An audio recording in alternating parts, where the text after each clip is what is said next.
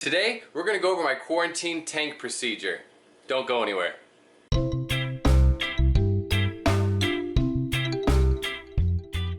What's up YouTube and all my fish keeping friends? How's it going out there in fish tank land? This is Joseph Hardin from JH Aquatics and I'm here to share with you all my fish keeping adventures, knowledge, and more. Now, we're going to go ahead and look at my procedure for quarantining fish. Let's get right into it. Okay. I just want to go over my basic procedure for treating fish, for quarantining fish. I think a lot of people overthink it. I think a lot of people stress out a lot. I've had a few people lately that I know on YouTube that have had problems with fish, and I feel like I just need to make a video because I feel like some people just really overthink it. I really only use 3 or 4 things, period. And I don't use them all the time at the same time. But I'm just going to go over the basic medications that I use. I'm going to talk about the quick procedure, how I do it, and then at the end I have 3 really important things that I think make all the difference in the world, and I think people just overlook. For one, I use API General Cure. That's going to be metronidazole and preziquattle. That's going to be general parasites and things like that. Not so much fungus, but some of that.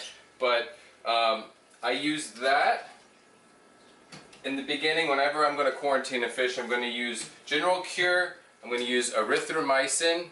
I always add salt as well. I don't use Epsom salt so much. I use Epsom salt as a laxative as it is. It contains copper and I really don't like that. I put a little bit of marine salt in all my freshwater tanks, to be completely honest, but that's another video. So I'll use General Cure, erythromycin combined with a little bit of marine salt. It helps absorb the medication, but it also helps by putting trace minerals and elements into the water that really do help.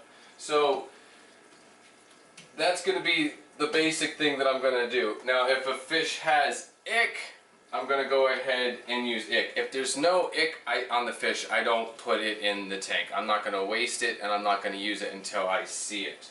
And then I also use Methylene Blue. And Methylene Blue is also like a last resort.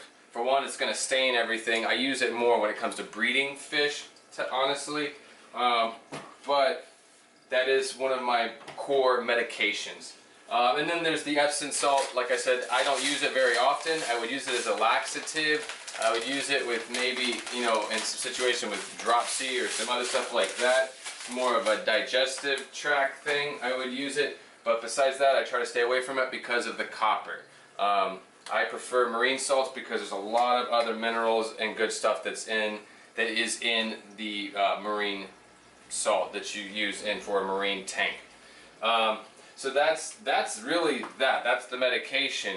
I think in the worst case scenario, if someone's dealing with a fish with heavy fungus, when I get a like near death fish, when we're talking life or death situation, I always do a salt bath first. And I'm going to take the salinity, I use marine salt, and I'm going to take the salinity up as high as marine water is going to be, marine salt water.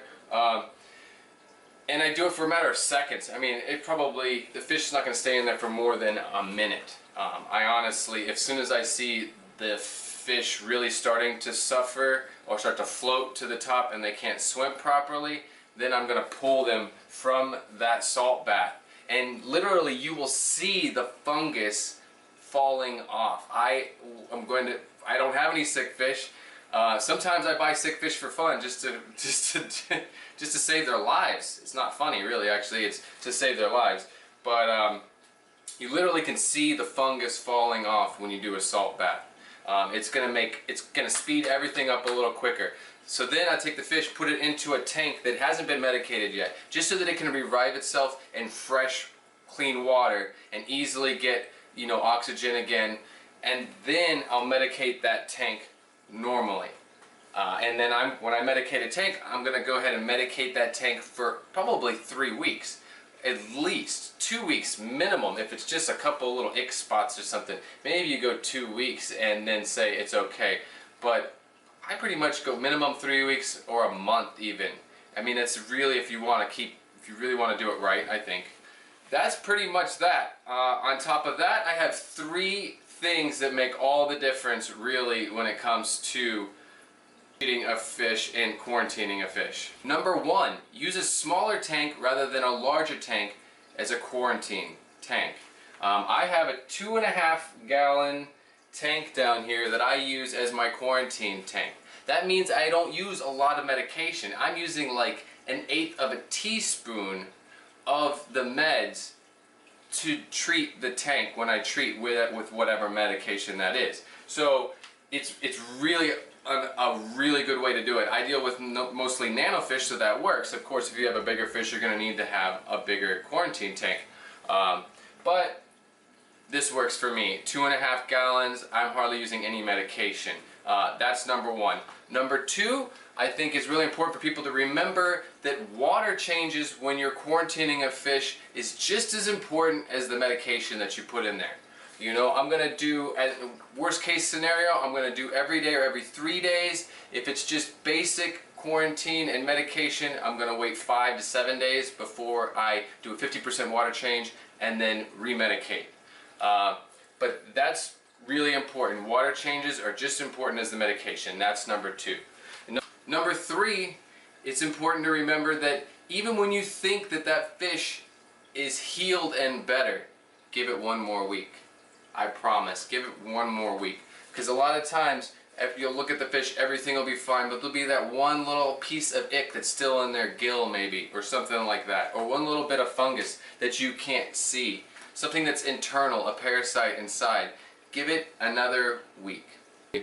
Thank you guys so much for watching. I really do appreciate it. I just wanted to make a short and sweet little video there on quarantine tank. If you're not subscribed to this channel, you like this content, go ahead and click on that subscribe button down below. Don't forget to like, comment, and share, guys.